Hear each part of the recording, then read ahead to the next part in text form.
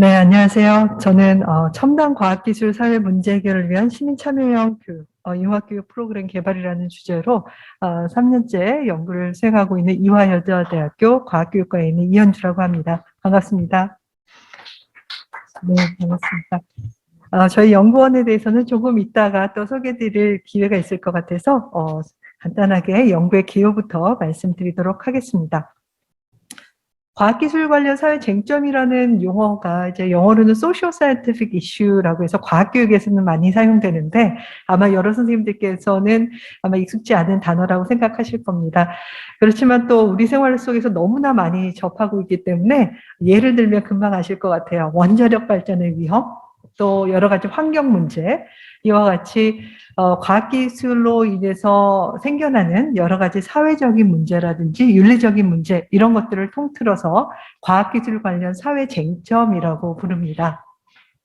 이미 중고등학교에서는요, 이러한 과학기술 관련 사회 쟁점에 대해서 학생들이 관심을 갖고 또 합리적으로 의사결정을 할 수 있는 그런 능력을 길러야 된다. 그것이 바로 중고등학교 과학의 목표다, 과학적 수양이다라는 목표로 굉장히 많이 강조하고 있어요. 그러니까 책임감 있는 의사결정, 이런 부분이 강조되고 있는데, 사실 이러한 교육은 중고등학생뿐만 아니라 일반 시민 또 나아가서는 정말 과학기술 분야에서 연구를 수행하고 있는 과학기술자나 또는 대학에서 지금 수련 중에 있는 그런 학생들에게도 굉장히 필요한 교육이라고 생각이 듭니다. 그런데 그동안에 이제 연구 결과를 보게 되면 대학생들을 대상으로 이렇게 사회적인 어떤 윤리적인 문제에 대해서 체계적으로 교육하는 그런 프로그램이 굉장히 적어요. 그래서 어떻게 하면 이들에게 이런 사회적 책임감에 대한 인식을 높여줘서 보다 좀 책임감 있고 또 지속 가능한 연구를 수행할 수 있도록 도울 것인가라는 데서 연구가 시작이 되었습니다. 그래서 저희는 과학기술 관련 사회 쟁점 해결에 대해서 이공계 학생들, 또 더 나아간다면 이공계에 관심이 있는 학생들, 진학하고자 하는 학생들, 또 일반 시민 중에서도 과학기술 문제에 관심이 있는 그런 분들에게 과학기술자의 사회적 책임이 과연 무엇인가에 대해서 생각해 볼 수 있는 그런 프로그램을 개발하고 역량을 개발하는 것이 저희 프로젝트의 전체 목표라고 하겠습니다.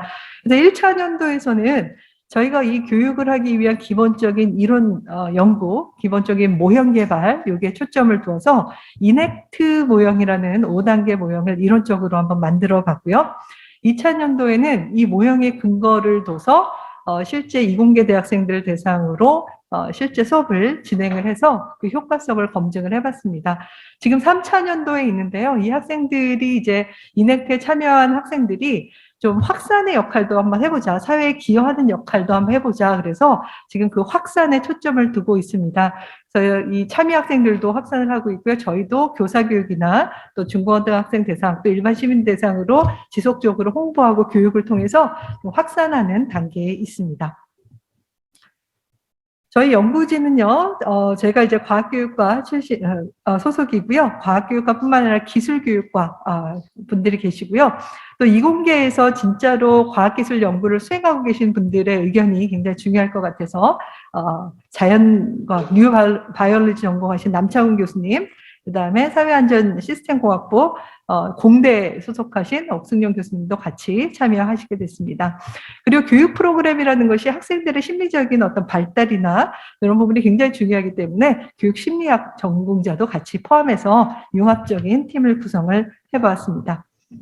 연차별로 연구 성과를 간단하게 설명을 드리도록 하겠습니다. 1차 년도에 말씀드린 대로 저희 이넥트 모형의 를 구성한 건데요. 이넥트라는 말 자체가 가지고 있는 의미처럼 무언가를 실행하는 데 굉장히 의미를 갖는다라고 해서 요 그림을 한번 그려봤습니다. 이넥트 모형이 그 영어는요, 각각의 단계, 5단계 모형의 앞글자를 따서 만든 그런 내용인데요. 크게 보시면 파란색 사이클이 보이실 거고, 오른쪽에 초록색 사이클이 보일 겁니다. 기존의 공대에서도 사회 문제 해결형 수업들이 진행이 되고 있는데요. 기존의 공대에서 지금 진행되고 있는 수업은 초록색 사이클에 굉장히 많이 초점을 두고 있어요. 문제를 해결하는 것 자체. 근데 문제를 해결하는 것 자체만으로는 굉장히 부족하다라는 거예요. 왜냐하면 문제가 지속적으로 발생이 되고 과학기술이 무엇인지에 대한 본질적인 이해가 없이 문제 해결이 진행됐을 때에는 그 부분에 대해서 지속적으로 우리가 고민하기가 어려워진다라고 해서 이제 파란색 사이클을 저희가 추가를 했습니다. 이 파란색 사이클은 과학기술의 본성에 대해서 탐색하는 그런 부분이라고 할 수 있습니다. 그러니까 인식론적인 그런 차원이라고 할 수 있습니다.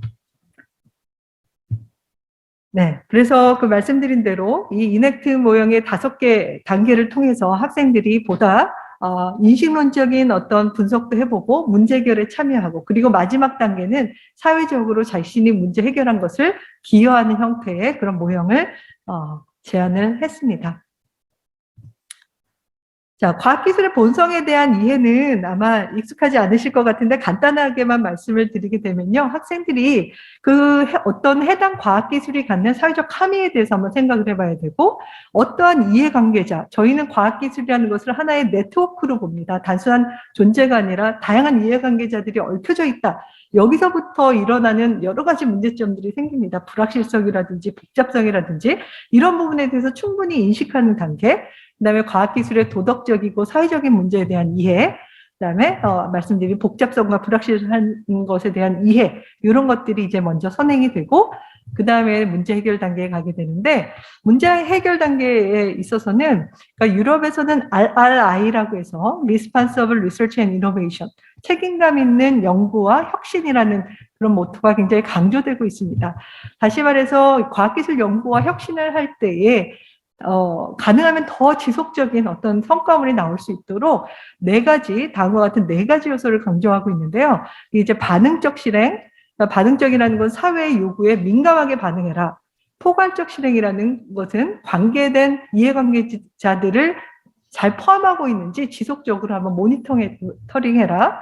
성찰적 실행이라는 것은 그 과정에 대해서 지속적으로 반성하는 것, 그다음에 그 목표가 보다 지속 가능한 방향으로 나갈 수 있도록 하는 이 4가지 요소들 학생들이 문제 해결 과정에서 지속적으로 생각해 볼 수 있도록 저희가 프로그램을 구성을 했습니다. 그래서 워크북도 만들어서요, 학생들에게 배부해서 수업을 이제 진행을 했는데, 그 효과는 제 2차년도부터 알아봤습니다. 2차년도까지 저희가 이제 공대와 또 자연대와 사범대 이제 146명인데요. 현재까지는 한 300명 정도 될 것 같고요. 지속적으로 계속 투입하고 있어서 아마 3차년도 끝나면 400명 남짓되지 않을까라는 생각이 듭니다. 이 학생들을 통해서 저희가 수업을 운영했는데, 예상치 못한 코로나 때문에 대면 수업이 이제 많이 어려워짐에 따라서 저희가 이제 워크북을 온라인화해서 원하는 학생이면 누구든지 온라인 스페이스에 들어와서 수업을 진행할 수 있도록 온라인 그 스페이스도 같이 만들어 보았습니다. 하나 예시를 들어드리면요, 이렇게 이제 한경대의 한 조가 했던 그 수업인데요, 활동인데요.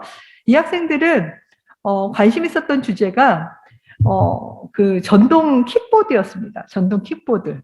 많이 사용하신 분들도 있으실 거고, 저는 아직 사용은 못 해봤지만, 그 전동 킥보드가 굉장히 편리함을 주는 것을 우리가 다 알고 있는데, 그 전동 킥보드라는 기술도 사회적 문제를 야기할 수 있다라는 것에 대해서 이 학생들이 관심을 갖기 시작을 했습니다.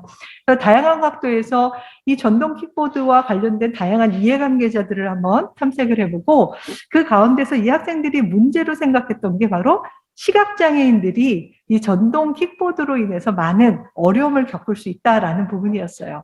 그래서 이 학생들은 자신들의 전공을 살려서 시각장애인들을 좀 더 안전하게 할 수 있는 어떤 경보음이라든지 진동 패턴이라든지 이런 것들을 개발해서 한번 실험하는 그런 연구를 했고요. 마지막으로 사회적 실천 단계에서는 시민 대상으로 이런 시각장애인이 오히려 이러한 전동 킥보드나 우리가 예상치 못했던 이런 전동 킥보드가 오히려 피해를 줄 수 있다는 사실을 좀 인지할 수 있도록 그런 캠페인도 벌여봤습니다. 또 다른 예는 이제 환경공학과 학생들이 방글라데시 락삼 지역에 비소 오염으로 인해서 굉장히 많이 어려움을 겪는데요. 이 학생들이 이 락삼 지역의 주민들을 위해서 그 지역에서 많이 구할 수 있는 조개 폐각류를 이용해서 정화공을 만들어서 그 물을 좀 정수할 수 있는 그런 시스템을, 그 공을 한번 만들어 보는 그런 활동도 진행을 했습니다. 저희가 목표로 하는 것이 이제 사회적 책임감이다 보니까 사회적 책임감에 대해서 이제 이론적으로 이야기해보고 또 거기에 대한 검사 도구도 만들어서 이제 출판을 했습니다.